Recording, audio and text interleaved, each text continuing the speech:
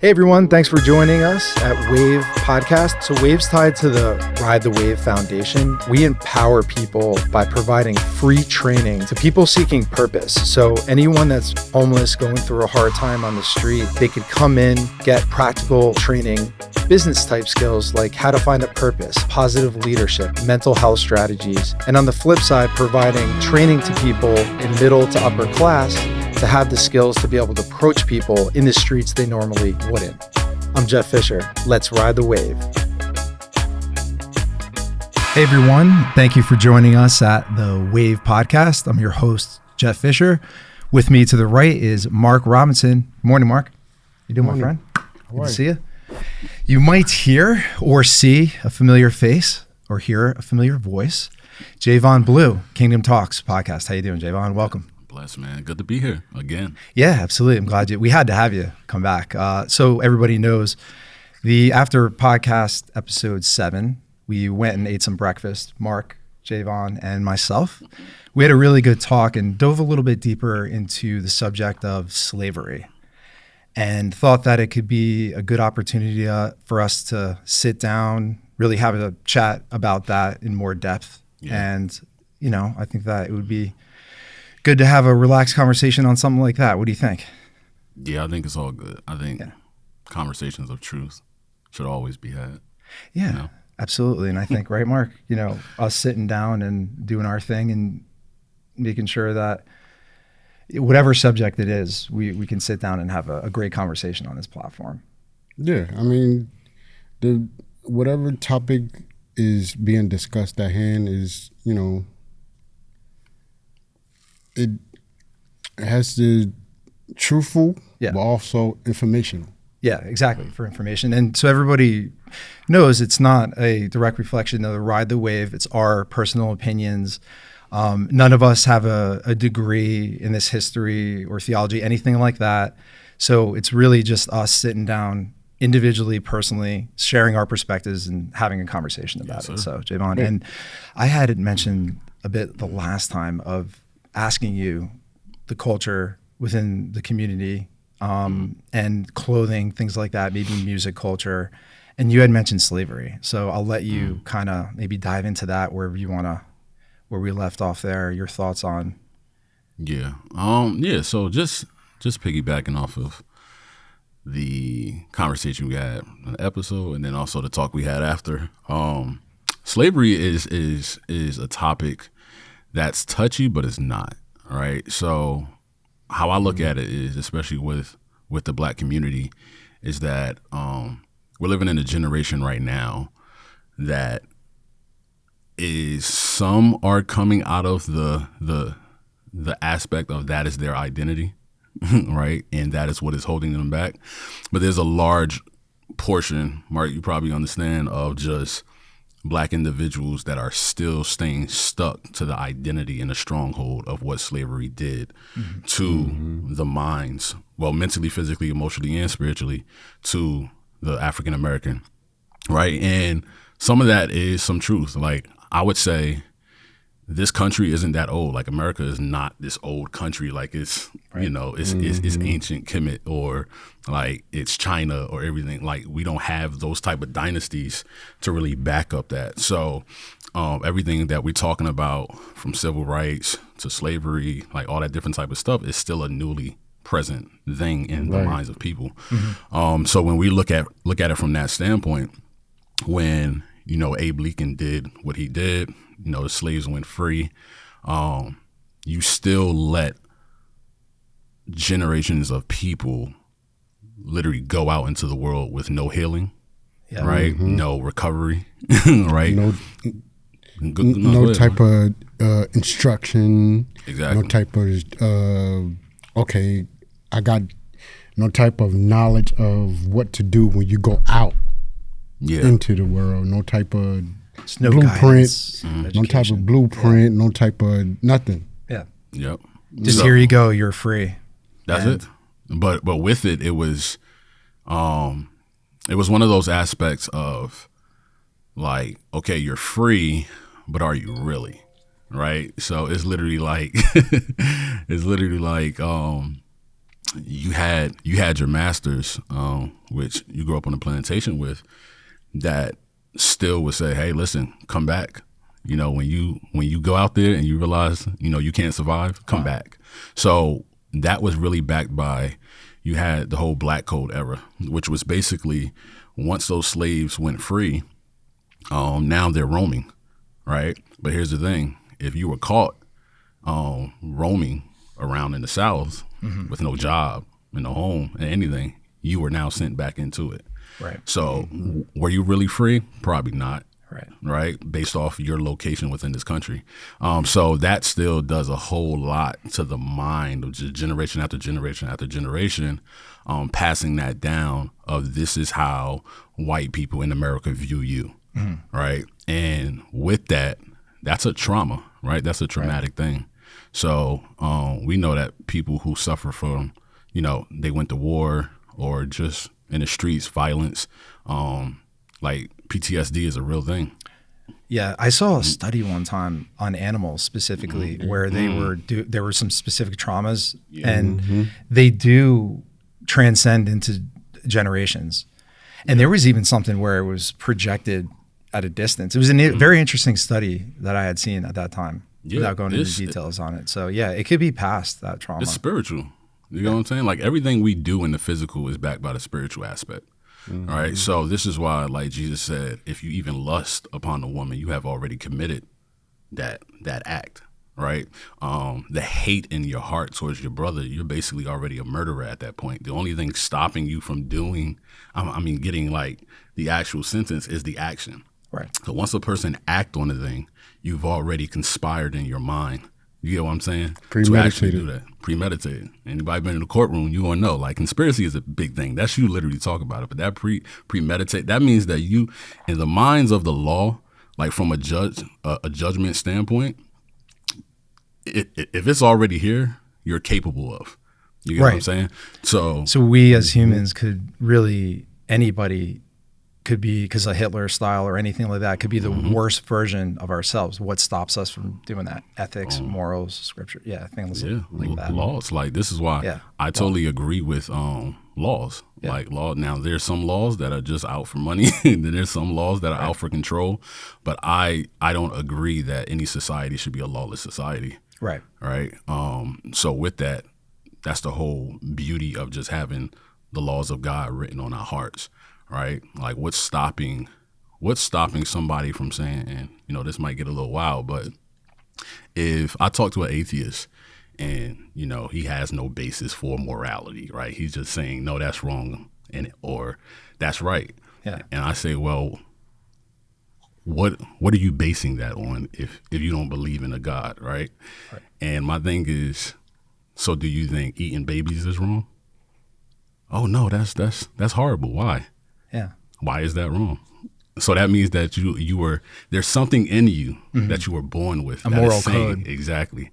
Which is leading into the aspect of the slavery aspect, is that slavery is wrong on all aspects, on all playing fields. I don't care if you're in America, you're in Spain, you're in Africa, slavery is just wrong, right? And you know that, right? That is why it's so much different avenues of wickedness that comes with the slavery superior aspect. Yeah. Right. So you made an interesting point to me sitting there too. Someone like myself of, I can't imagine doing that. But if it was the time, if I lived right now in that time and it was something that was socially acceptable down south and I still didn't agree with it, it's there, and who knows how I would be. So people that say, "Oh, I wouldn't do that," or you can never know, because certain things where in our culture now that shouldn't be accepted or may have not been even 10 years ago are now. So it's interesting in that regards. I thought that was a good point you made. Yeah, man. 'Cause it's literally that simple in thinking about it, right? So you gotta understand, slavery was legal. You get what I'm saying? So if that was legal, like, why do same-sex marriages happen? Because it's legal in some states. You get what I'm saying? So of course it's normal because it's legalized. Is it right? Absolutely not. But the legal aspect puts so much authority on actions. So a person that's saying, man, I'll never do that, and then no, you weren't in that time. So you don't know how you would think. You don't even know how your parents would have brought you up, because how would you know how to think if from birth that is how you're taught? I think that coming out of and when people are in a situation, even depression or slavery of that kind, just every individual, that they, oh crap, I lost my train of thought again. Sorry.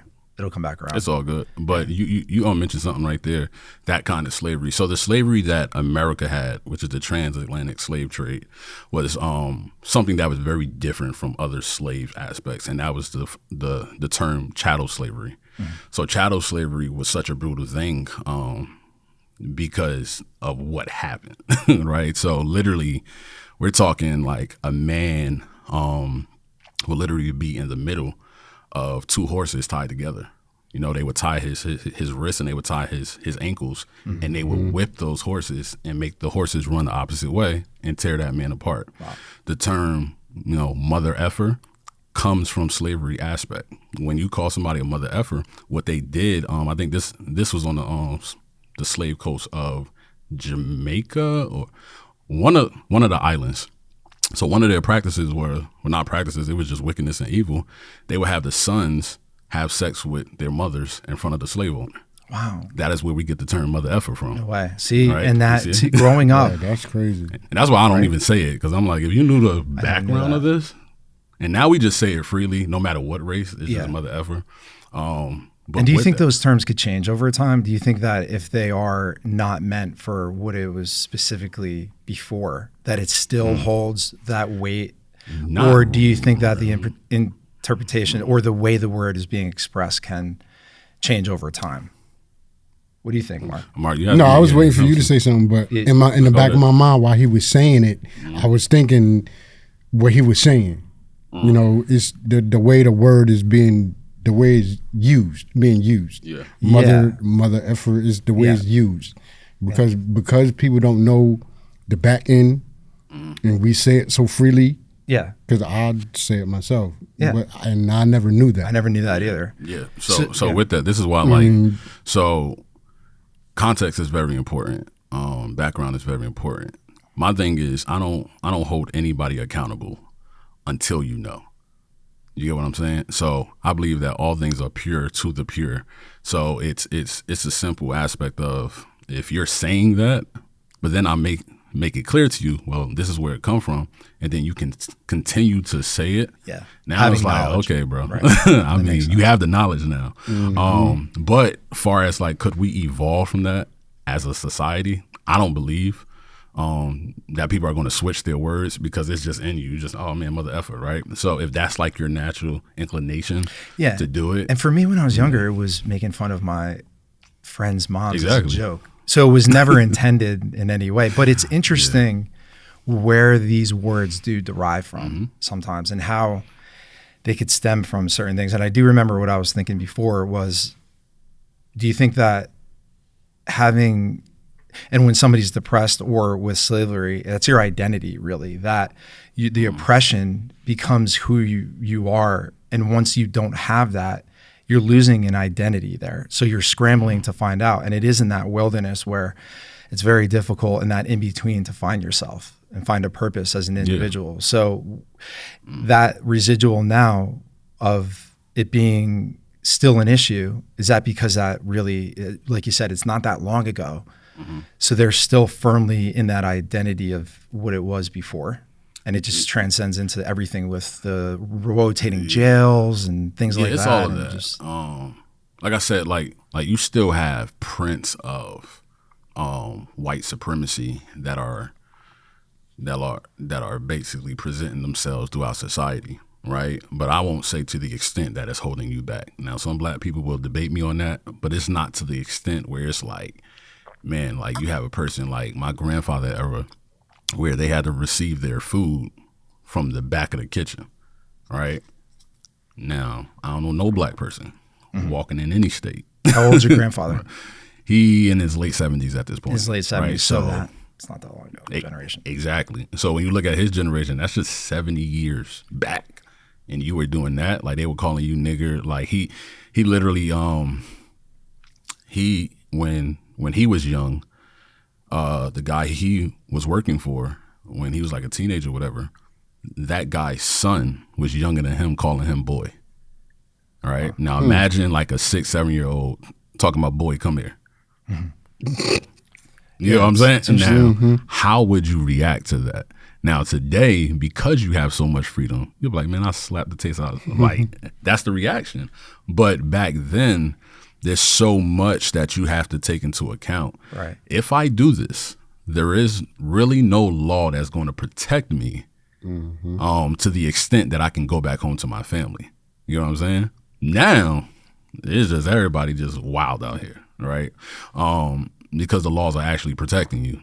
Right, and I'm speaking to my black people. You got a lot of laws protecting you, so that puts you on the playing field of equality that people like Dr. Martin Luther King was trying to fight for. Right. All right. So yeah, man, it's so many avenues that you can go with the traumatic experience of the spiritual PTSD.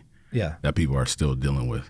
Yeah, I asked my mom at one point too, just how it was then, 70s, things like that. And in New Jersey, anywhere where she was from, she said that a lot of the times they didn't know up here. It was so separate. And even her going to school around here, she didn't have black people in the school. There might have been one, or it was rare, but there was such a disconnect with what was going on with the riots down south and stuff like that in New Jersey. Yeah. It would be almost like if there was a civil war down in Texas or something. We're just so separate from it. We're not, present, or so. Yeah, it's really interesting. Yeah, it's just one of those things where like you just have to get the truth from the people who lived it before they die out. Like a lot of that generation is dying right now. Could your grandfather come on? You said, can he come on? Do you think he would? He probably would. A busy dude. Like right now he's working. So it's like trying to find the schedule that fits. But I think he would be more than happy to definitely do it. So I'm going to talk to him about that. Because to hear his stories is it's uplifting. But with that, yeah, see, you're talking about a guy with a 6th grade education, right? Dropped out in the 6th grade. He had brothers and sisters that he had to raise. Where was he from? Florida. Okay, Yep. so he came up from Florida. He came up from Florida. My grandmother came up from North Carolina. And they met in a factory up here, up north. And then they got married, moved into an apartment in North, over there, Weequahic section. And that's how the Blue family came about. So it could be done. It definitely could. It definitely could. Well, we're glad you're here. Yeah, me too. Listen, I thank him all the time. Yeah. But yeah, just seeing that, and from his perspective, I remember when he got enough money to buy like his first home with land. Yeah. And he moved down to like Central Jersey, Howell Freehold area. And he couldn't do it for his children, but he did it for his grandchildren. Right. And that was a beautiful aspect that he got to see, for us to see the possibilities outside of just the black community. Yeah. And with that, I was able to experience what it was like to be the only black kid in the class of a white school district, not just a white school, but the district is all white, right? So when you're looking at it from that point of view, back then, didn't understand it, hated it, pulled me like, this is another trauma. Imagine getting pulled from a black and Latino school to just all white, literally in 1 week. Yeah, I mean, that has to be awkward. Yeah, it's very awkward, bro. Yeah. How did you adapt? Did you try to be somebody who was funny? Did you try to go in and try to make friends, or just quiet? How did you spin it? I guess I was gifted with this thing of just communication, talking. Yeah, you're a very good communicator. So that's that. But I didn't look at them as the enemy. I just looked at it upon myself like, I don't want to be here. You know what I'm saying? Like, it's nothing against them. Yeah. It was just, I just want to go back to where I'm comfortable at. But with it, just going through the day to day, just hearing what my grandfather was saying, how he adapted to it. Because think about it, we're in there, but he's a grown man that experienced all of that stuff, but he's seen it evolve. Now he would tell me, there are, white people that's racist and Yeah. but that's not the majority over here. You know what I'm saying? So our neighbors were all white, but they were blue collar working class people that all understood a man gets up before the sun comes up. He goes to work, he has a family, he provides for that family and so forth. And that's how we got along. So I started to see the other side that a lot of black people don't see because they never leave the hood. Gotcha. So great exposure. Yeah, that's really great. And I think one thing we share in common is across all bounds is family, wanting to be safe and loved and, provide for our families. I think that we could all agree on that.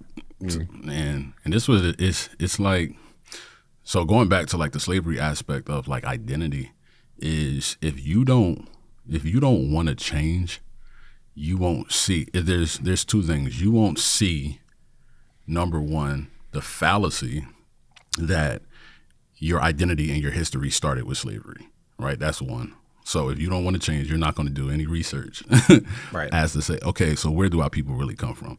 Because before, like I said, the context is that this country is a very new country. Now the land isn't new, but the established country is very new. So with that, you have to understand, okay, if this is only like four going on 500 years old, what were our people doing before that, right? So once you get that identity, which a lot of our people do, now they start becoming different. The identity changed because you know where you come from, right? Right. So now that's a different type of pride. Then the second thing is if you don't want to change, you now stay stuck in the victim mentality. Right. And that is what we have a lot of today still. It can be comfortable being in the victim mentality with people, I think, sometimes. It's very it's a fallback to not have to proactively go out and seek and do research and things like that. Maybe sitting and just receiving what comes in, clickbait or information, and then believing in that, not really knowing the source. And technology too. Unfortunately, if there's somebody that is racist or puts something out there, or there's an article, it could unintentional, or it represents a large group of people, but it's not necessarily true. It could be somebody with keyboard courage that is doing it and is not the majority. So people then believe that everybody else is racist, or they don't have a full understanding. But I, like with Wave and everything, and meeting Mark and, developing a great friendship and doing all that, I realized that there's so much that we do have in common. And it really, it's cliche, with Martin Luther King and everything that he said. It's really true. It doesn't matter who you are. And I've had so much my mind is changing. It's transforming from having conversations of all walks of life. From Carmela to him to the interaction with Daryl originally, and going through the book process of that. It's transformative. And I just hope that people could hear us and understand that it's something that you should talk about, and it could be done calmly. Listen, bro, let's look at this all right, let's do it. From a biblical perspective, because you just hit some good points, man. Right? And let's just go to Genesis 1 with it. It says, in the beginning, God created the heavens and the earth, right? So we know that he's a creator, right? So to have a God that creates means that he has a thought process, which means he's thinking about a thing, which means that's a very precious thing. If I'm thinking about something, that means I'm spending time out of love to think about that thing, if it's a positive situation, right? But if we go to verse 26, it says, then God said, let us make man in our image, according to our likeness. And they will rule the fish of the sea, the birds of the sky, the livestock, the whole earth, and the creatures that crawl on the earth. So God created man in his own image. He created him in the image of God, and he created them male and female. Yeah, nice. That right there lays the foundation before the race. You get what I'm saying? If you understand who you are and whose you are and who you were created to be, that changes the identity. And this is why Christianity is so important, because it takes you back to this imago Dei, the image of God. Your identity is, the identity and the likeness is made from the image of the creator. So this is why you can have a Mark and you can have a Jeff literally have so much in common, because the spirit of you has no ethnicity and it has no race. Yeah. And that's such a powerful thing. Yeah. So just having that aspect, you have to evolve to that. Now, is ethnicity and race not important? Absolutely not. I think it's very important. I believe that we are tribal people, right? And the problem that you had, this is why the black community turned into a crazy destruction, and still today, is that when the slaves came over here, you put a whole lot of different tribes in one place that probably didn't even get along with each other, right? They were just able to work. They were strong. They were capable. We need this because it was a business transaction, right? The transatlantic slave trade wasn't we just want to conquer. No, this is so that we can grow this country, right, so that we can become profitable and we can do, trade throughout Europe and Spain and all this type of stuff. So when you look at it from that standpoint, let's just take a bunch of people from different tribes, put them together, and try to figure this thing out. Let's fast forward generations later. You have a bunch of tribal people in a neighborhood, spiritually, probably don't even agree with each other. Your ancestors probably never even got along with each other. Interesting point. And now you're just in this pot. And people from the outside, why don't they just get along? Do you think that it's that deep? So do you think that the conflict in specific communities does that root itself in never getting over that? It's and they don't even know that. So it's like, okay, the reason why you'll have, because people have this argument too, well, why do you have foreigners come over and they thrive so much? Number one, somebody from Nigeria comes over and somebody from Kenya comes over, right? And somebody from South Africa comes over. They're not sleeping in the same house, right? They are tribal people, which means I'm going to be with my country, right? And I'm going to be, so the Nigerians are going to be by themselves, right? the Kenyans, they're going to be by themselves. Even with the Caribbeans, you're not going to catch a whole bunch of Trinidadians chilling with a whole bunch of Jamaicans. It's just not going to happen. Right. Mexicans are not chilling with Colombians.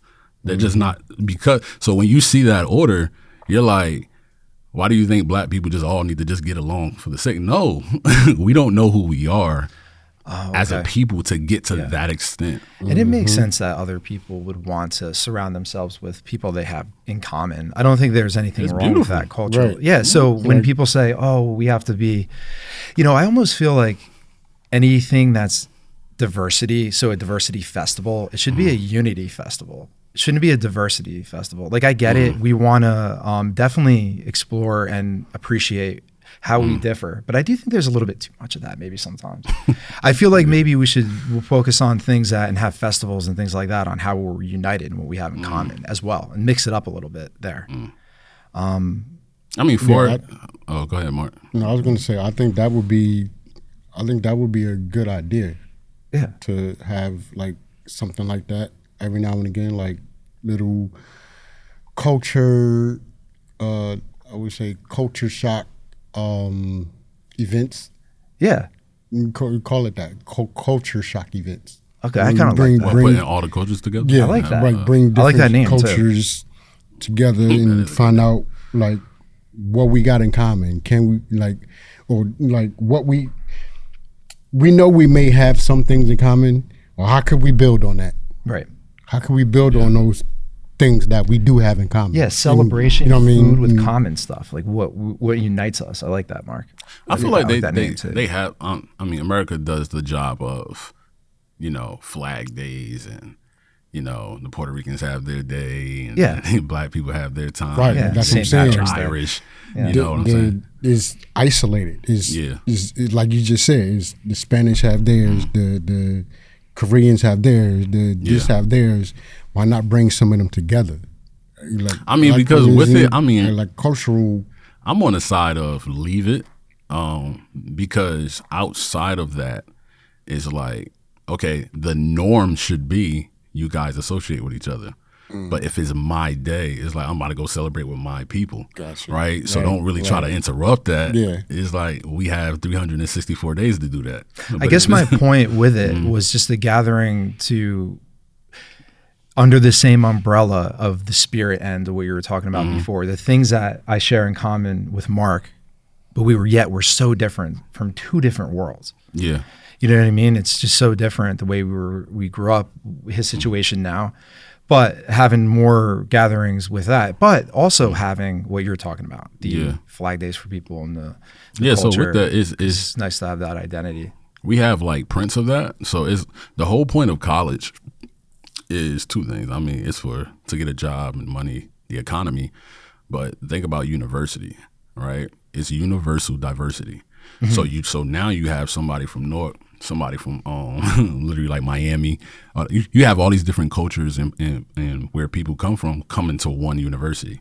And now like there's no university, I mean, outside of, you look at Ivy League schools, it's going to be predominantly white, but now that's starting to change, right? But the whole point of university is to do all of that. It's like, man, you have all of these different diversities under one roof, learning for one cause, so that we can, evolve into the economy.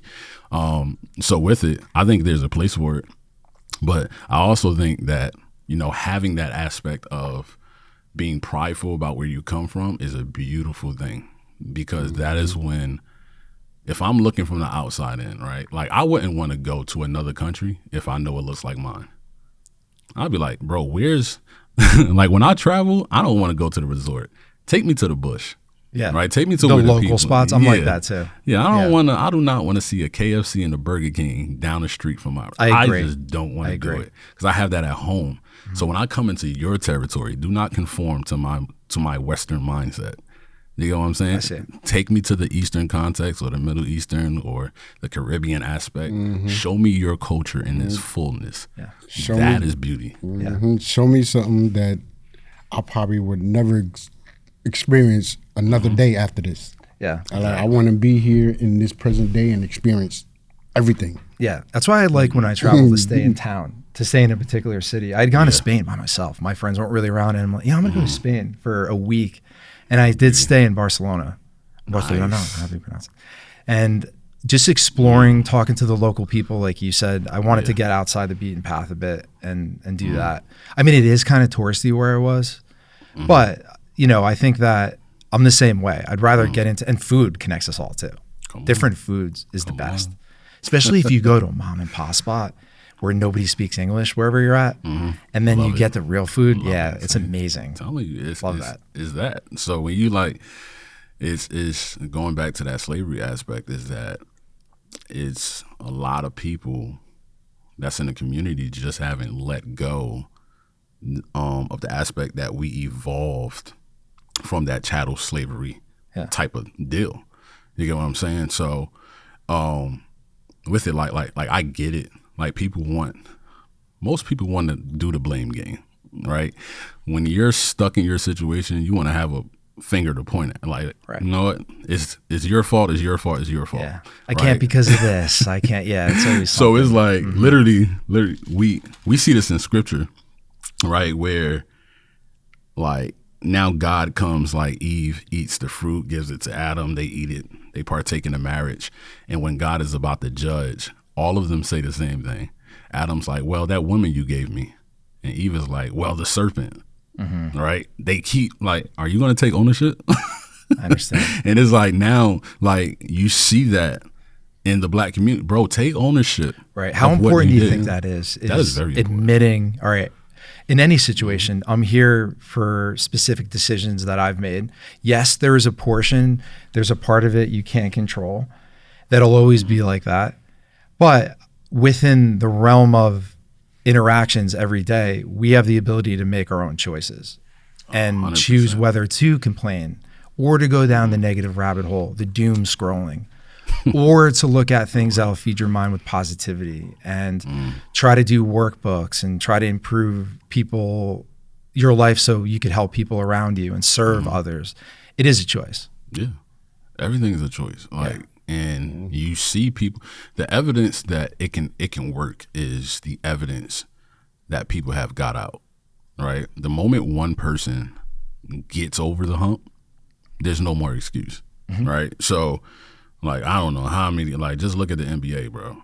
Look at sports in general. Yeah. Dude, them dudes that's in there, and even just college football, they ain't come from no, white picket fence. They came because they worked hard in the midst of the gunshots, in the midst of like, I ain't have my father with me. So you can't tell me that, oh man, it's so hard I can't. Nah, bro. That dude from the time he was a little boy wanted to go to the league and he made it. Can I ask you something about that? Can I ask you something about sports as a black man? Yeah. If it's the draft and things like that, and because there's so many men, women that are black that are in sports, there is a little bit of a pattern where it almost like a slave trade in a way, because that's all it is. Right. It gives really, I mean, correct me if I'm wrong, and this is my interpretation. So urban community, a lot of kids idolize sports players, basketball players, football players. They really find that that's an avenue to make a lot of money and to get out potentially. Yeah. And then they get into a trade really where they're drafted, they're in sports, and they're only measured on what their physical ability. But also too, let's get real, like anything in the NFL, baseball, you have to have mental ability too. You have to memorize a lot of plays. I have respect for professional athletes. Yeah. It's a tough job and a lot of competition. Sacrifice too. You have to be smart and a lot of sacrifice. So I feel like that's an avenue for a lot of people to come up, and then they enter this weird sort of trade in its own. Like, what are your thoughts on something like that, Mark and Javon? You want to touch on it, Mark? Because I got a lot to say. But go ahead. Well, obviously, it is an avenue for somebody to make a lot of money. You know, we're talking about what, almost like double-digit, 3-digit numbers. Yeah. And that's sometimes, depending on the player, off of one contract. But again, like you said, on the back end of that, mentally, you have to be mentally focused and physically tough. Yeah. Right? Because it will take a toll on you after a while if you let it. Mentally, it'll take a toll on you. Yeah. So you got to be mentally strong first. Yeah, it's set up almost where it's tough academically to come up. So it's an avenue where they promote so many things through music, and I'm sure the companies come in with the shoes and stuff like that, and it's almost manipulated in a way. So I was curious what your thoughts are. It's there. Like they make it so like they focus on, you can make this much money playing sports, but okay, what can you do besides that? Besides playing this sport? Yeah. Like, what other skills do you have? Like, what else can you offer, whether to society or your individual self? What can you offer yourself? Yeah, for sure. As a person, besides playing this particular sport or whatever. Right. You know what I'm saying? So like my view on it is, number one is Greek culture, right? So a lot of sports are Greek culture.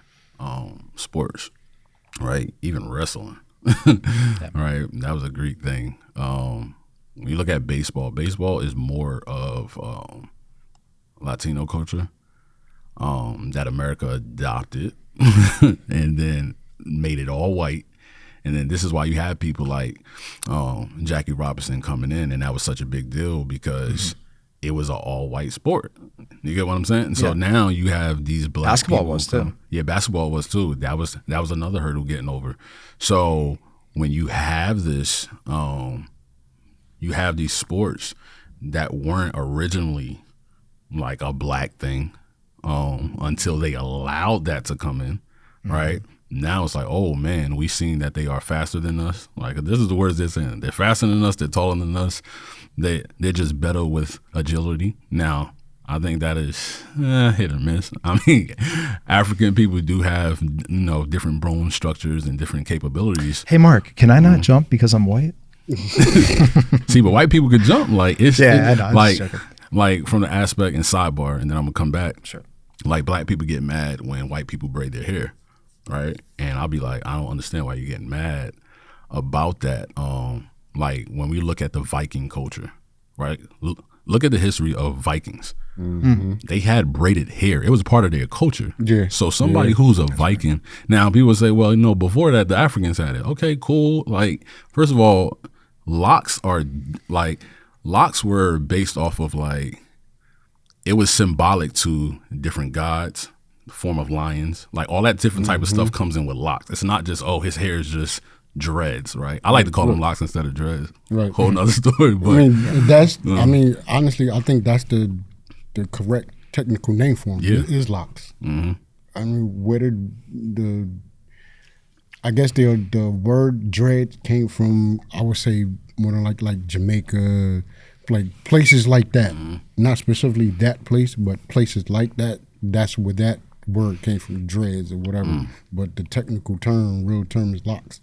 For Mark, for you with yours, does yours have any significance when it comes to spiritually, or is it just for you aesthetic, something that you wanted for a look, or is there a meaning for yours specifically? I mean, it's a lot of different reasons why I chose to have locks.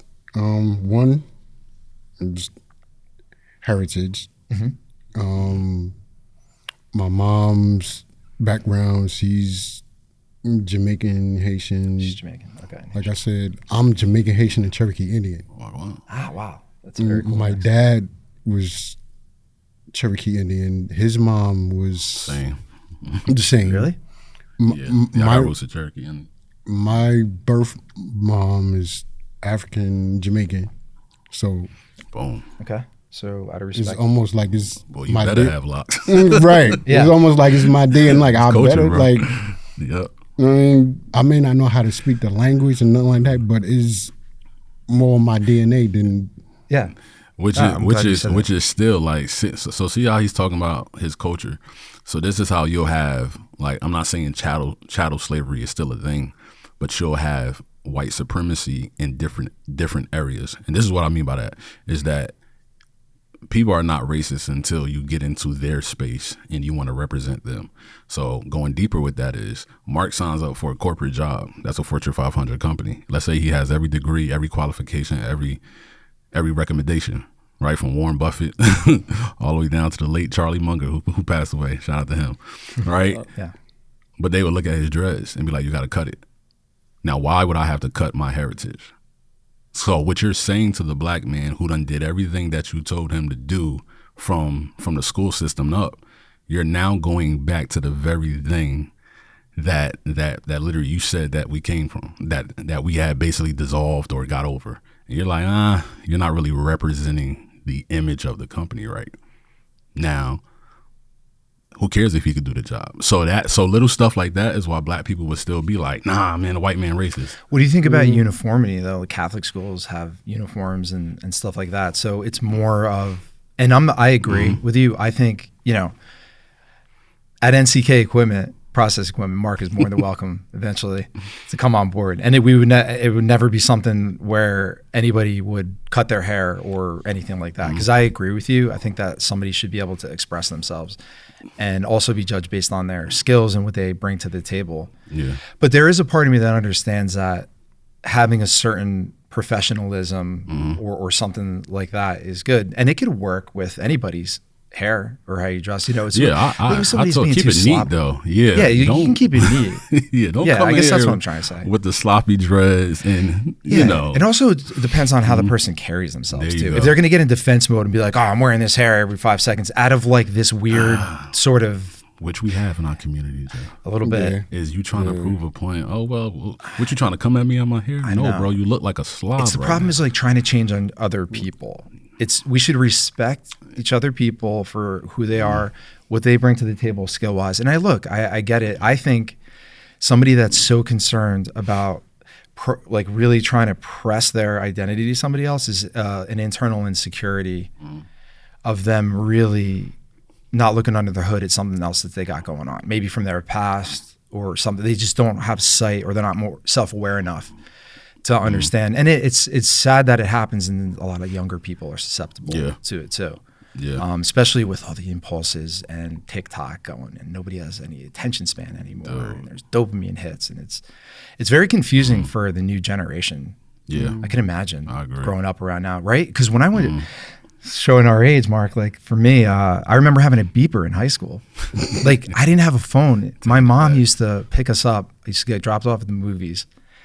So when we were done, this is maybe middle school, junior high, something like that, would go to a payphone, go collect call, be like, pick me up quick. Mm-hmm. Hey, mom, pick me up. And I wouldn't even put a quarter in. So she would get that message, not accept the collect call, come and pick me up in a van. So really, that has changed the playing field, flattened it out where we are much more disconnected, yet technology-wise we are. It's strange. It's a very strange thing that's happening in society right now. Yeah, a lot of that.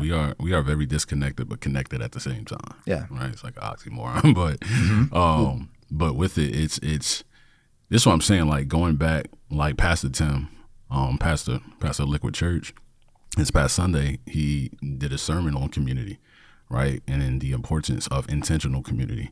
And how that is very important, especially as a follower of Christ. Like the reason why Christianity grew so much is because one of their practices was literally being over each other's houses, eating food together, studying the scriptures together, healing with each other.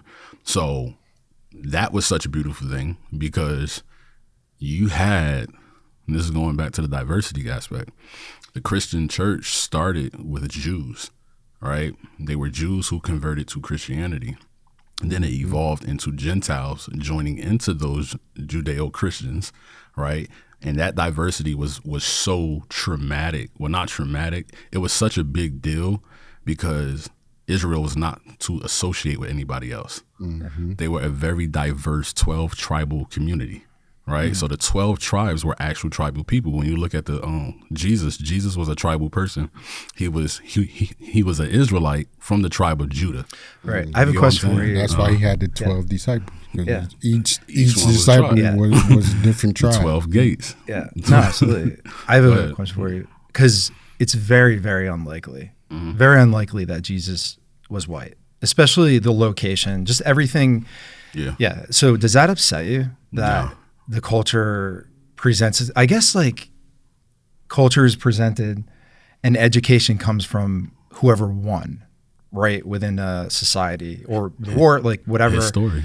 Right. So do you feel a certain way about when you see No, because I know that before I start blaming a race of people, I would go to war and hatred with evil before I do that. Okay. So could you explain that? So I'm not, harping all my days on, man, the white man is the devil. Right. When there's a devil present. Mm-hmm. You get what I'm saying? Yeah. When there's such evil where you have black men raping, you have Spanish men raping, like look how much the cartel do. Look how much the KKK did. Mm-hmm. If we start pointing fingers like, nah, the white man is the worst man on the face of this earth, bro, you're going to be very disappointed when you go to another tribe in a different part of the world. You're going to be like, bro, what they did was light work compared to what they're still doing. Atrocities that they you know what I'm saying? So literally, I kid you not, like it was this Navy SEAL I was listening to, and he said it clicked for him, the evil of this world. They were going on this mission. Was that the Angel Studios movie? No. All right. It wasn't that guy that ended up doing some interviews? Nah, this was a killer. Right. So he was like, he was going on this mission and they were going to, I forgot if it was Saddam or somebody. It was one of the leaders' right-hand guy that they was going after. He said they entered this town and he was like, as they were driving in, they seen dead bodies hanging, right? Now, here's the thing. It's a Muslim country. It's Islamic. So they had the Christian women cut, like their stomachs cut open, and they took the babies out and they hung the Christian women down the road so everybody can see them. Things like that. People being interviewed. Yeah. So when you hear these stories, right, I'm not going to be like, well, that's cool, but, slavery was way, way harsher. Yeah. Dude, evil is evil, bro. Yeah. There was a period of time. No matter what it looked like, no matter where it came from, no matter who done it, who did it, is Evil is evil. Yeah. It's wickedness. Yeah. And it doesn't have a race. Kristen came home one day, and I had watched something during the day during my break, and it disturbed me. And I didn't want to go into depth and detail with her, but it was a pretty detailed interview that I saw from the guy that was from that movie, going after the kids that are being sex trafficked, the Angel Studio. The name of the movie is escaping me right now. But that really disturbed the heck out of me. Just knowing the sheer numbers and the type of violence and what these people do to these children. And I think we live in our bubbles sort of, because we 100%. Do take for granted how protected and how safe we are. We're not, we could walk down the street no matter what. I mean, now granted, even in right now, this country, there's people that are unsafe and can't. And I think that's important. We try to help, but you know, for the most part, we're pretty blessed here. And I think that we should be very careful with complaining so much if we're not taking stock on some of the things we have, because we could lose it. And this is what I'm saying is that, like, Black people gotta get it together, because you live in a Second Amendment country, right? That is just off the bat, which means if you're not a felon out here, get licensed, bro. And this is what I like to tell young Black people when I can. Number one, let me back it up like this. Our community got this other problem where the older generation is scared of the younger generation, right? So you don't want to check a young dude because you're scared he might actually shoot you, right? He might actually get his boys to jump you, do whatever, there'd be some wild stuff happening in the hood. You say that, and now they shoot up your mother's house, right? That been there for over 40, 50 years. You have to take that into consideration. Here's my problem. It should not be more illegal gun owners on the streets of our community than legal gun owners, all right? And when you have that, what you're doing is allowing more evil to run rampant and have that much superiority over the weaker people, right? So you think it's leaving people that are good unprotected? Exactly. So, but you don't want to get protected. Like, you don't want to defend. And this be my problem. Like, I literally had to do a podcast episode on this because it was just killing me. It was the hypocrisy of the Black community, is that you don't have enough men that's willing to die to get back their community. You're just letting it run rampant. You're blaming the white man when that is your problem. That is not the white man's problem. That you got Bloods on every block, Crips, Grape Street, everybody.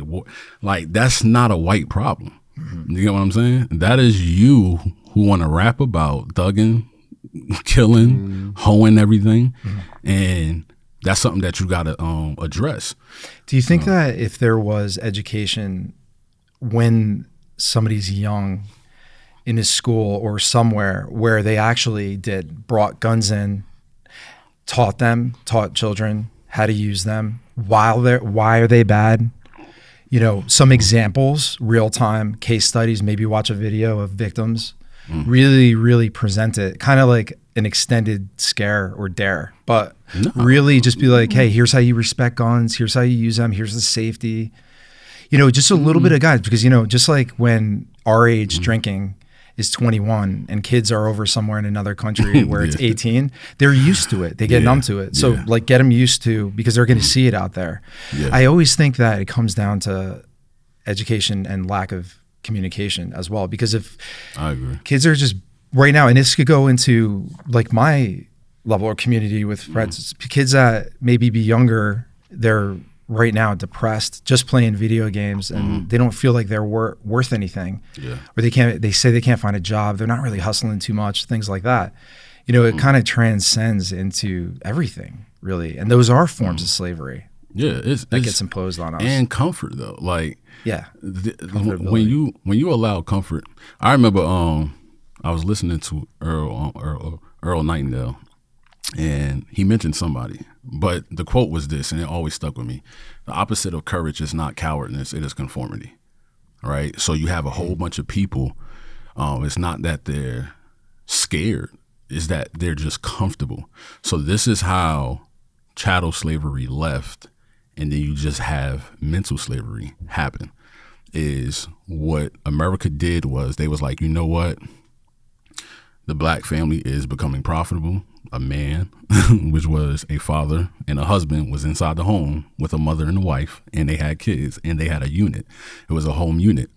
That was becoming so powerful that they had to figure out another way to like get this off track because it was just becoming too effective. So this is when you got the war on drugs happen, where drugs start to enter the black communities rampant. Like, first of all, especially crack. This is what I'm saying. The crack epidemic, heroin, all of that. That just like, set everything off. That was a whole new level. Like, where was we getting this stuff from? How did they figure out how to make it like that too? Out of all, yeah, I mean, there's definitely shipping from overseas. Right. Yeah, shipping from overseas, like, put it in there. Yeah. Yep. So between like that era messed up our men in our neighborhood. Drugs took crazy rampant, and it kicked them out of the house. I think some women too. I think the second tactic that worked I honestly think it worked way better than a drug is the music. Yeah. When the music started to change. When it went away from Tupac, Biggie, I'm talking about from like the drug aspect of like changing the minds of people. Okay, because I felt like they always expressed the streets a certain way, even poetically at times. Yeah. Where it was almost a report, not just music. That's why I was saying that. But yeah. Gotcha. That makes sense. But with it's now, okay, how can we, the fathers ain't really there as much. Yeah. Now let's just take the boys out in general, and let's just switch up the whole identity. This music, bro. I know. And you know it got so effective that this is not just a black problem. It's now in the middle class areas, and it's now in the rich areas where you have you have other races like diverting to a different style of lifestyle that's not even theirs. And they take this identity, and this is how you know something is so powerful. When somebody who doesn't come from that world starts acting like they're from that world, and it starts to penetrate a different worldview, that is when you know it's very effective. Which means if a white neighborhood, you got dudes sagging their pants, because this is what I seen when I went to a white school. I said I couldn't believe that it was white people sagging their pants, and they were talking slang, and they wanted to gangbang, and I'm like, why do y'all want to do that? Right. The music. Lil Wayne was growing rampant. Dipset, Jim Jones, everybody sagging. It looks cool. So guess what we're going to do? We're going to take on that form, and we're going to get that identity, even though it's not ours. And that's when you know it's very effective. So if it's that effective for the white community, imagine what it did for the blacks. Well, the black community definitely always style-wise with music, dancing, things like that, has been an effect all over the world. In this country, we got that effect, man. Yeah, you guys do. You're really talented, great. Bro. Yeah, we just we like that. Those are just a few of those things that we're just naturally born with. Yeah. I mean, how boring is polka? For my generation. I mean, no, we definitely have so for me, English, Fisher's English, German on my mom's side, grandmother, my grandfather on my father's side was English, so Fisher obviously, and then Irish and Czech. Those are like, that's my mix. So the music is like polka, things like that. It's not as, so I get the appeal is what I'm saying. So the appeal, I feel when I listen to the newer music, kind of numb when I listen to it. The beats are good. When you have certain beats in music and the lyrics are kind of mind numbing, it does something to you. Doesn't it put you in a trance? It's a spiritual thing. Yeah. Words don't make the music. But I think it does. I like good lyrics. It's the rhythm and the beats and what music initially was made to soothe, was made for your soul, was made for your spiritual. I like that. You're right. I mean, it wasn't made for how you say, I mean, it's entertainment as well, but it wasn't it wasn't. Oh, you just hit on something. It wasn't it wasn't created initially for that, for entertainment. It was created for the soul, your frequency of your chakra. Yeah, I'm saying? It was created for those specific reasons. Doo-wop. My stepfather, growing up, you know, when I even had my permit driving from my job, and he was in the car, always 50s music. And I felt like it was very soulful, Temptations, music like that. Yeah, I was going to say music was designed for one thing, one word, worship. That is music's identity. It is its foundation. It's so that you would worship whatever it's being ushered into. So if we look at it, like I said, I heard this pastor say it one time. He said, music is the only thing that God did not create here on this earth. So music is something that comes from a heavenly realm that we did not, like we don't understand it until it connects to that soulful part. Yeah, that's a good point. So the reason why moods change when music comes on is because it is a supernatural creation. So when you look at Lucifer's job, his being, his only purpose was to stand at the door of Yahweh. And he had, like, his job was to usher in the presence of God. That was his whole job, was before you went to Yahweh, you had to come before Lucifer. Like, that was his job. So he was so powerful with that. Now, you look at the prideful aspect, why he became prideful was because, look at that power. Before you get into like that encounter with God, there's an ushering process that has to come through worship. Same as what we have here on earth. And this is how you know Satan is like backed by music. Like, he takes music and he runs rampant with it. And God does too. So when you want to get into the presence of God, what do? You worship. This is why in church we have songs. Before we do anything, let's put the music on. In the club, what do? We ain't about to just sit here and start talking. You're coming into worship. You're coming into music, right? Before, like 9 times out of 10, if somebody about to go murder somebody, you have to get out of your right mind. What do? Drugs and music. It's a cycle with music. So when you want to feel good, when you want to be joyful at marriage, I can't picture a wedding that doesn't have music.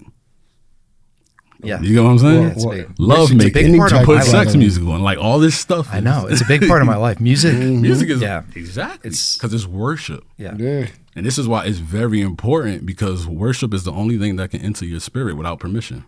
If I put if I put music on right now, it's now coming into you. Right. You didn't have to ask for that. Right. This is why you have to guard your eyes, guard your ear gates. Yeah. From everything. How important do you think it is sometimes, just like junk food, if people are on a diet, to, I mean, filter, you're going to always have it come through. It's unrealistic because the way we live, but, you know, not to make sure that, to monitor social media and to say, all right, I need to switch it up and maybe read a book about something that I could gain a skill or positivity and things like that. One of the things through the training with Wave is that encouragement, and is to get people certain workbooks and skills to be able to uncover or look under the hood.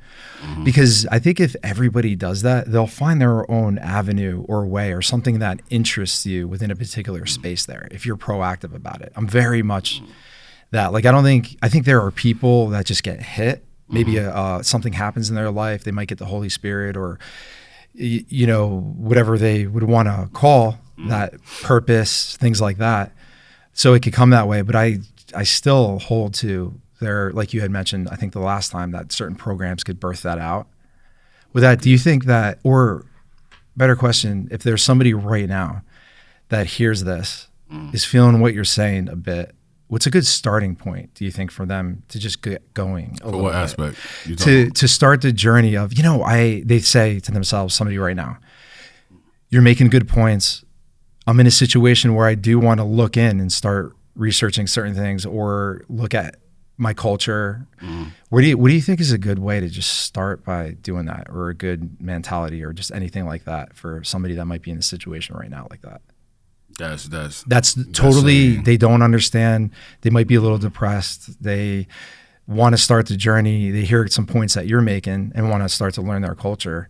Like do you have any advice for them? Yeah, like any advice? We talking about black people or white people? I would say probably black people. Oh, for black people, I always start with the aspect, you got to get in the word, bro. Like, because you have to know that image before you know the race. right? Because you are spirit before you're physical, right? So when you get that revelation from God that you are created in his image and that you belong to him, now that starts the journey of, okay, that's the secondary love. What starts to happen is when people get so especially black people, when they get so gun-ho on like, man, this is me, this is my country, they get so prideful that becomes their God. Like their race becomes their God. And then they turn into this other person like, bro, that's not going to save you. Right? So with it, I would say, know who you are first within the spirit and who created you. Okay. And then you go down that avenue of like, start the researching process, right? Start reaching out to family from the South if you have it. Like start going through that.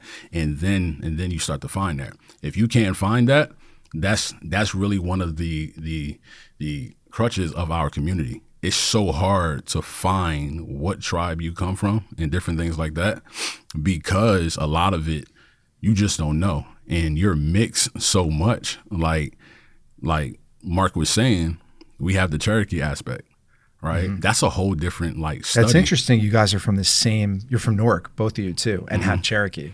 But it's not that far-fetched when you understand that they were here before the white people. Right. You get what I'm saying? Yeah. So this land was full of different tribal Native Americans who didn't agree with each other either. They were tribal in different parts of like, so literally where my grandfather moved to in Howell, there's an area that is literally for Native Americans in the middle of nowhere. And you're like, yo, what's going on? Like, why are they so prevalent? The lakes, like, think about different Lake Apacon. Yeah, like these different words, and you're like, that's not an English name. Right. It's because America knows that we still have to give them what's theirs. I know. Like their names is everywhere. Right. We just be like, oh, that's just Lake Hopatong, and you're like, okay, but that's a tribe. That's a people. An Indian so. Like, yeah. So we mix with a lot. Like a lot of white people mix with a lot of Indians, too. Oh, it's one big melting pot, bro. There's no natural breed of people. Yeah. So, but it's a journey. I would say, like, if you want to go down that journey, go down it, and you research based off of like you do the research of like the Native Americans and the blacks. What were the most common tribes that came over here, right? A lot of Congo came over here. You had Hebrew Israelites came over here. People of Islam came over here, right? You have all these different, it's like 2 other tribes I'm forgetting that was very prevalent. But these are different tribes that's research. The Igbo tribe came over here on the boat as well, right? So you have this that represent, like, you'll know, like, oh, nah, you look like you from the Igbo tribe. Really? Right? Yes. There's certain people you like, bro. Like, you could just automatically tell, like, yeah. There was a couple, too, you mentioned, of religions that were more urban, maybe coming back and talking about those two. I don't know if it was Islam or something else. That Black consciousness. To have another, because Javon, this is great, and you're great, and I know that we're going to have some repeats, and really the subjects and the things that we can get into, as long as you're willing, are completely endless. I mean, really. Black consciousness is great. Yeah, we can get into that another time. Dive into that. Okay. It's just fascinating to me. Crazy. Yeah. It's deep. Yeah. But it's all backed by. Why don't you want to dive into it? Because it's not really something I like. Study and dive into, because it's backed by it has a lot of truth in it, but it's backed by so much hatred. Yeah. So I guess we could touch on it. You know what was interesting? Sean McManus, when he was on talking about his, I can't remember. It was some. Do you remember exactly what it was? I don't want to say it was wrong. I don't know whether it was Viking, Celtic. It was something to that manner, but it was interesting. The gifting aspect almost had principles similar to Christianity there, where they would give right off the bat, you would give a gift, whether it be encouragement, whether it be physical or anything like that. And you just had the expectation to return and kind of get that flow. And then there would be tribal leaders within there that if you went outside of that or there was a dispute, would kind of just put that back in or judge on that and put it back in place. So there's a reciprocal flow. I thought that was pretty Pretty interesting. Like the love aspect. Yeah, love. It was, but Mm-hmm. everybody would think, oh, hedonism, whatever it is, think that it would be something terrible. But I think that to everything, it all is connected to love, and it is connected. But we demonize things without being educated on them. Yeah, like some stuff, you need to be educated on the culture, right? Because certain cultures do certain things, right? And then there's some aspects where it's like, no, that's just straight up wickedness. Yeah, I mean, there are certain things that are straight I up. don't even need to know the culture. You just like, right. bro. When you're cutting out babies and stringing, come on. It's sacrifice, like human sacrifice and all that type of stuff. There's just no excuse for that one right there. Like it's just yeah. So, but like with that, like tribes is, I think people need to understand that and be happy about your tribe. Like Paul said it when they tried to vet Paul and be like, oh, you're not the real deal. Paul said, hold up, I am a Hebrew of the Hebrews.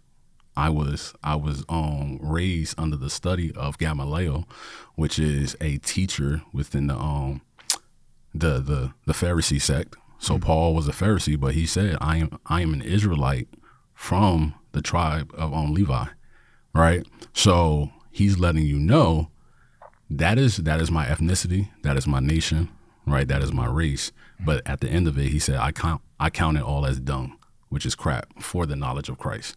Right. So Paul said, listen, I'm with y'all, but I don't really care about my race. I care about my knowledge in Christ and who I am in him. And that is how I'm saying that we have to evolve to that aspect, because you'll never want to sit with another race if you never get to that point. Yeah, that's true. It's hatred. You know what I'm saying? So with that, I believe that everybody should know who they are, but they should know their image in God as well. Okay. Because you're an image bearer here on earth. And also, again, just to bring back the sports, we were talking about the NFL, the draft, and certain things like that. I know we kind of went off on some other things. Just you're picking that back up. What do you think? Yeah. So like Mark definitely hit on certain subjects, but then I went into like the background of like, Greek culture, and then, sports in America was predominantly white. Then, we got allowed in. But going to the point that you made, like, do you think it has some ties, with the physical aspects of, the trading and different, does that tie into slavery? Yeah, like a lot of that is like how you look at it is that, they have the Columbine, you got to test for this, you got to do all of that. They was doing that on the slave block, right? So you said Columbine? Yeah. So the school? No. I automatically think of school shooting. When you testing for college, like, the Combine. exams and all the college Combine. It's your exam. It's the C word. Somebody correct me in the CT. chat. But I got you. I understand. Yeah. So with that, it's like a testing physical aspect. How high you can jump, how far you can jump, how fast you can run. Gotcha. Like but with that, yeah. So athleticism test. Yeah, I understand. The word. It start with a C. But yeah, so with that, all of that plays into play, where they used to do that when it came, not do all like the physical aspects, but you would have to go on the block in the market and then get traded by different, slave owners would come out and buy you based off your physical ability, right? So a lot of that was even happening on Wall Street. Like Wall Street was traded with a lot of black people. A lot of people don't know that, but that was happening over there, where owners would literally buy into stock, right, that had black people with it. So everything was a business from that aspect. Same with every sport. Sport is more business than it is actual sport. A lot of politics. So with that, I would say that's one aspect of it. But when it comes to playing the game, that I would say, play the game to get out, right? So if this is an avenue for you to become profitable, to change your life, and it's moral, like it's right, like you ain't doing no wild stuff, but you're doing this to get to another point of life, by all means do that. Yeah. Right? See, I'm going to say something different. Go ahead. I'm going to say forge your own path. I'm going to say go against the grain. And if you could find a way, and people do, Kevin Hart, like, you know, there's people that could be very successful in their lane and they can get out of it. Then you'll make the really true difference. Because I think along the journey up, if it's something different, yes, you could go that route, and along the way, you could spark dreams in your friends and family. Yeah. You could show them what's possible, I think. But like through even your own Kevin, successes. Like you got Hart Productions came out of him doing years of I love him stand up. He's such a hustler. Yeah. But it's like he played the game though. Yeah. Like, and this was, I don't know if y'all guys seen the Cat Williams interview, but he was like, see, he was playing the game too much. You know, you wearing dresses, you doing sex scenes, you doing all of this to get to that point Right. where now you have the money and everything to do what you're doing now. But it's like at some point, it's like don't sell out, but capitalize on that opportunity. And this is what I'm saying for like black people, capitalize on the opportunity if it presents itself. I'm an advocate for forget college, just go do it your own, right? Build your own thing. But if that's the avenue that you want to go through to get to the other side, do that as well, right? Because that's an opportunity for you. So I'm looking at it at that. The thing is, don't sell out when you get there. Okay. Don't forget your people. Don't look back and be like, man, I ain't got nothing to do with me. Don't do that aspect where you have to literally sell your whole integrity as a human being, as a man, as a woman, to the point where you're just like everything is about $1. You know what I'm saying? So do it.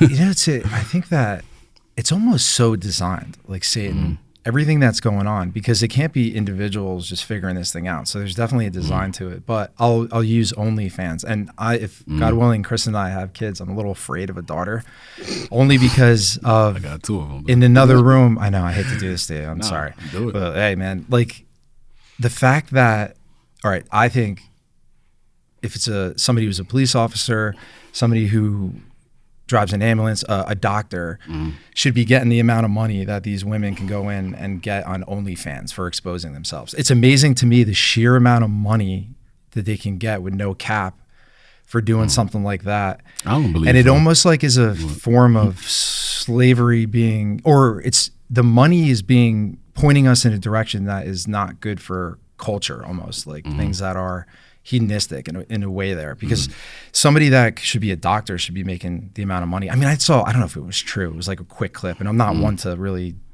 go through that a lot. I'm usually focused on other things, but it was this guy that walked in on his wife, thought it was a surprise for him, but she had the camera there, and then when he found out it was like $600,000 or something she was making, he was cool with it, and I was like, oh wow, that's messed up. Like integrity, you see what I'm integrity, saying? and I'll tell you what, people sold out. He sold out real quick for that amount of money, and it was. I thought to myself, if that money was redirected, repurposed, if they could say, all right, you cannot. Here's a cap. You cannot.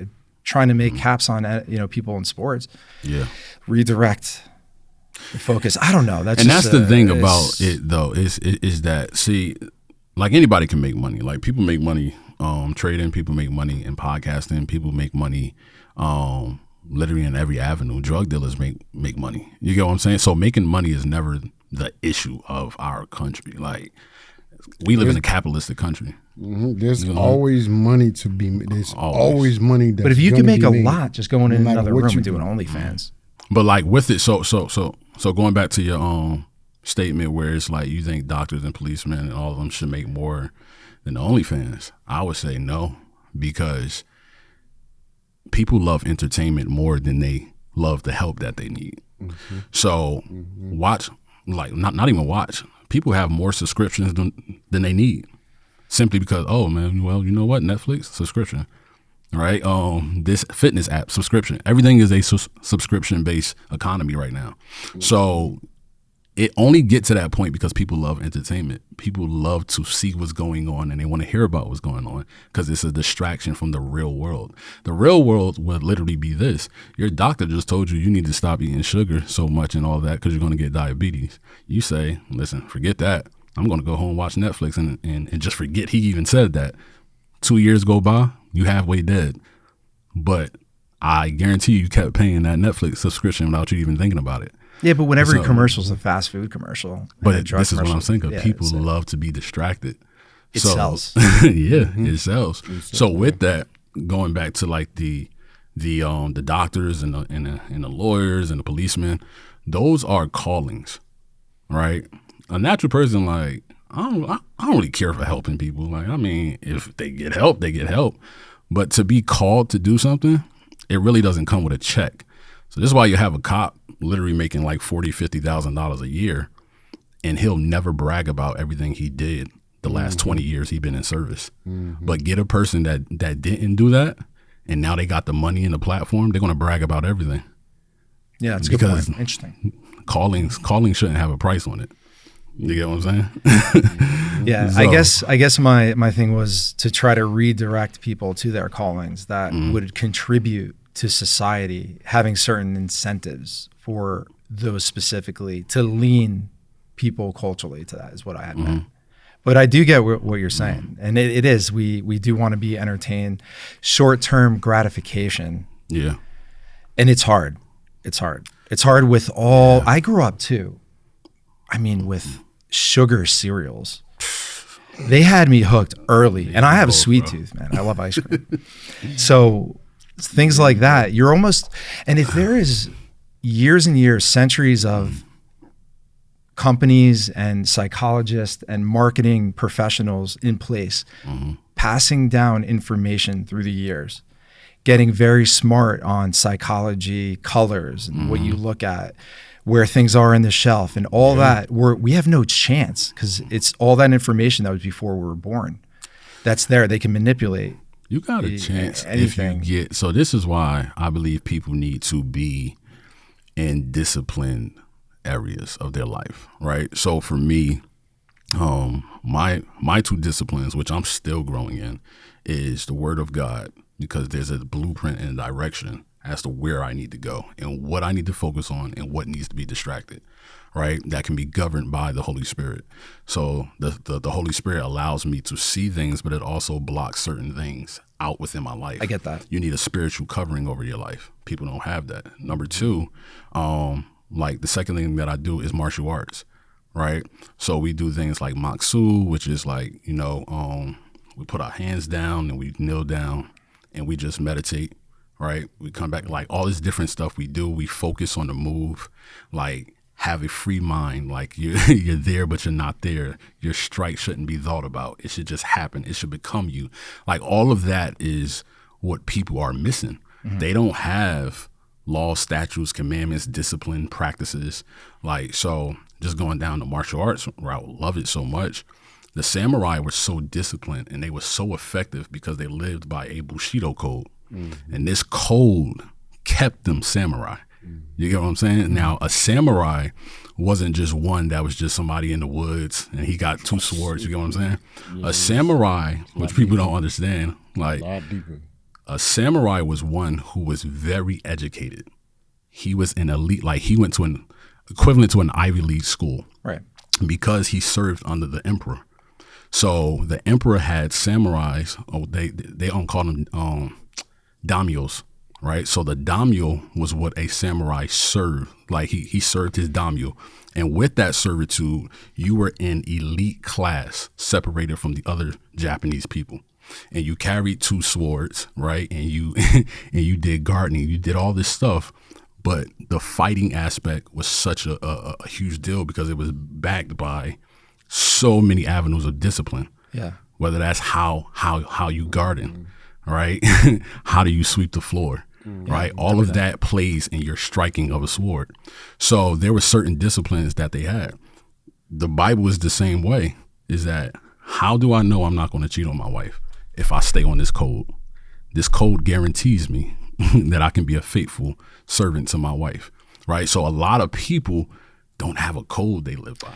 Yeah, and it's amazing when I read scripture and I study it, how much transcends into our laws and things that have kept us in place for so long. So you're exactly right. There is that code, and almost everything is addressed in a sense as well. And I think that certain things aren't literal. I mean, yes, they may have happened, or that destruction, and they have certain ways of looking at it, like, and this is from 7 Habits a little bit, you're born and you're dependent. You have to have your mother has to take care of you. You would die if you're not fed. Then you get into an independent phase where you're taking care of yourself. Maybe you have your own place. You're doing things on your own. You're more out there. But I think where people don't hit is the synergistic phase, that synergy phase where you then realize I could go up to a certain point myself independently.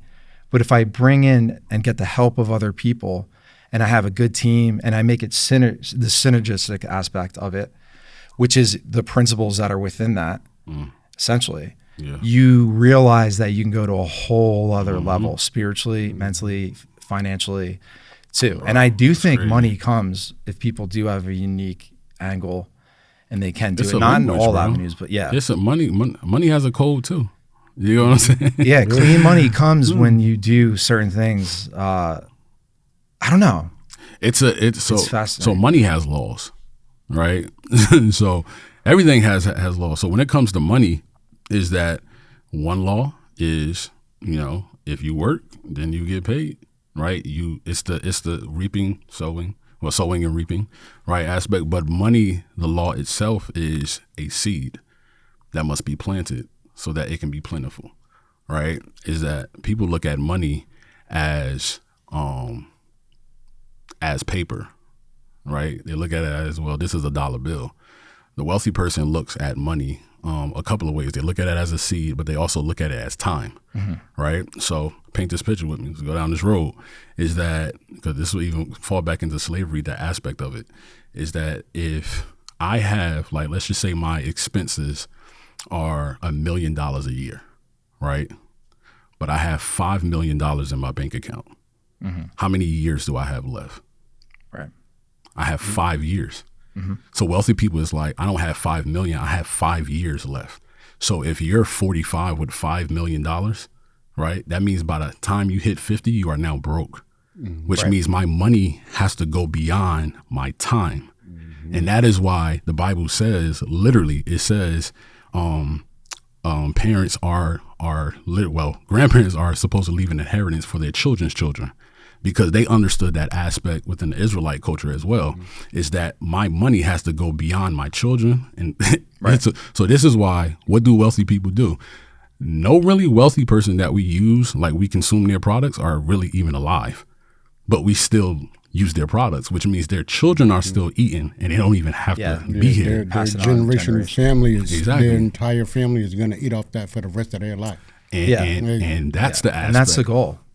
I mean, that's how they view money. We always want to get there, legacy. I mean, maybe not everybody, but to get to that point, I mean, it would be great if Wave could be an avenue for the people around us to succeed and be a great way to bring people up along the way with principles. But this is a legacy. You know what I'm saying? You are the foundation where the fruits are going to be plentiful.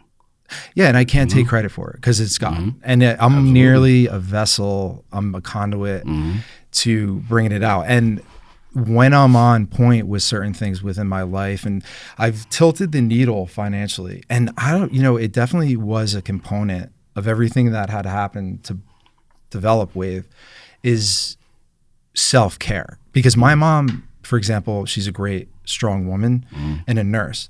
She's always helped others and she's gotten outside the box. But I did notice, and with other people, sometimes at the detriment to her own health.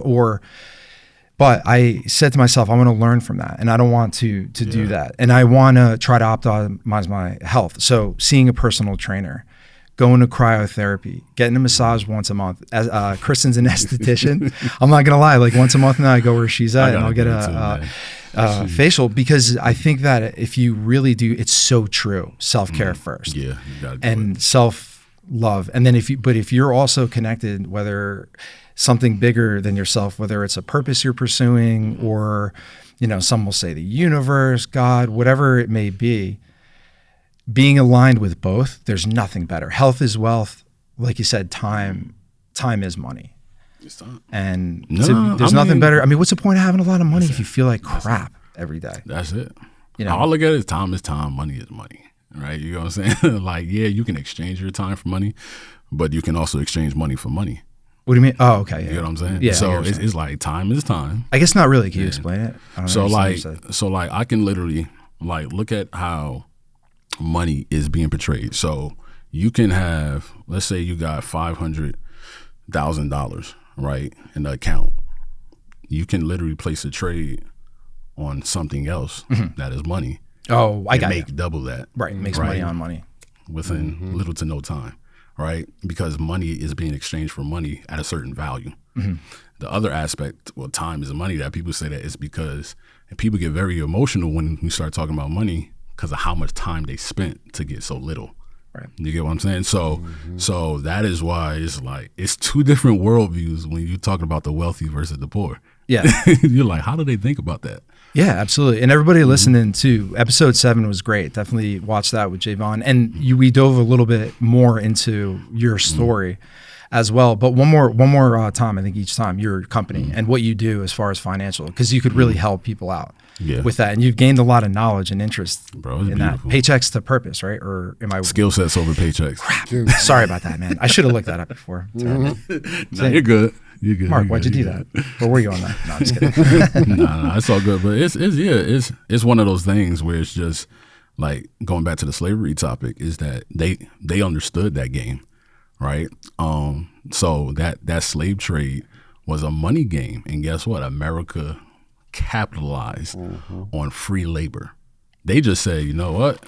We ain't gonna pay nobody. We just gonna pay the person that's giving us the slave. But when we get those workers, we're not going to pay them wages, right? So a lot of black people built this country off of free labor, and that is why, like, when you hear stories like that, as you start growing, as a black person growing up in this country, and you start getting educated, and you start really learning about the non-history books that they gave. So they gave us a portion of history in school, right? But when you really dive into, but like I said too, the victors write the history. Exactly. Yeah. So that's what, like, it's his story. So a lot of that was intentional. It was to paint that the white man is the superior race.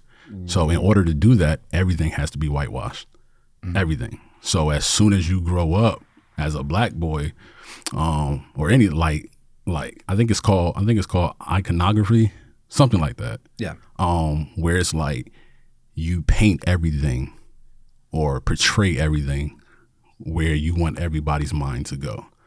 So it's when you walk into a church, it's a white Jesus in the glass and everything. It's it's a nice blonde hair. This everybody in the Bible is white. Every kid book is white. And then when you walk outside, it's like, who has the best jobs? White people. But now you going into people that could be tribal or wanting to go and lean towards your particular culture or anything like that. And it definitely, obviously, slavery is wrong and there's no excuse for any of that. Yeah. But it is like we, by nature, are hierarchy, if anything. If apes are our direct ancestors and within their community studying that, there would be a hierarchy there. Then whoever would be really humans in charge or the victor of culture. So like if it was the opposite, people from Africa came over here, the culture would be different because there would be the main vector or something like that. But I also think that why not cherry pick the things that are good out of each culture and try to bring it in 100%. So like instead of just focusing on that. My flip side would be black people and white people built this country. Yeah. You know what I'm saying? Right. Because look at the buildings combined. Look at the buildings we have today. That wasn't done by a whole black race. You know what I'm saying? That's okay. Thing. That was a lot of white people. That was a lot of Mexicans. That was a lot. So it's like, bro, we all built this country at the end of the day. Irish people, we ain't even gonna start on them. I agree. When they came over, look how much they did. Japanese, the Asian culture, the railroads. So the thing is people they're so close-minded, and I think all of us could be in our own spot where it gets brainwashed. But Javon, this could just I could go all day and really appreciate you, man. You're a great friend, and I really appreciate you coming on today and sharing this. I think it was a really good subject, and it just really goes to show, I think, right, Mark? Correct me if I'm wrong, man, what kind of space we have here to just have anybody from all walks of life just share their story and their point of view, because everybody has a unique angle, and we believe that the pathway is to the person. That's Wave. That's who we are. And, hopefully this organically just keeps going and the wave just keeps flowing. And people like you, Javon, though, you got a way about you, your voice, and when I'm with group and things like that, the way you pray, present scripture, I think that, you're great. And I, again, really appreciate you coming on today. And we'll have more. We'll have you come back. And definitely, if you can, mention something to your grandfather. If you'd be willing to just have a casual, it'd be really cool to be able to go back into time. With something like that, the four of us could sit down. What do you think? Yeah, I totally agree. Especially just the older generation. Yes, we need just that. Have them older before they die. Just get something. Man. Like Carmela, the last episode, I was so grateful and glad that she sat down, because there's her story. I just couldn't go without being told like that. So I think that there's something to it where people, like, there's somebody that hopefully is going to come on soon that has great talent, spoken word, and other outside friends and family would have never done that. So it's definitely an avenue. If you guys know anyone or anybody out there, www.ridethewave.org. We now have, like I had said, a guest request link. We've had our first volunteer. We're glad to also announce. So if you're interested in being a guest, come reach out to us. And if you like what you hear, please, and to support our cause on the site, subscribe to all our social media channels. And thank you, everyone, for riding the wave. Mark, Javon, you guys are great. Thank you so much. Thank you so much. Until next time. All right. Take care. Thanks, everyone, for joining us at the Wave Podcast. If you like the content and want to see more, please subscribe to all our social media platforms. They'll be listed below. See you next time.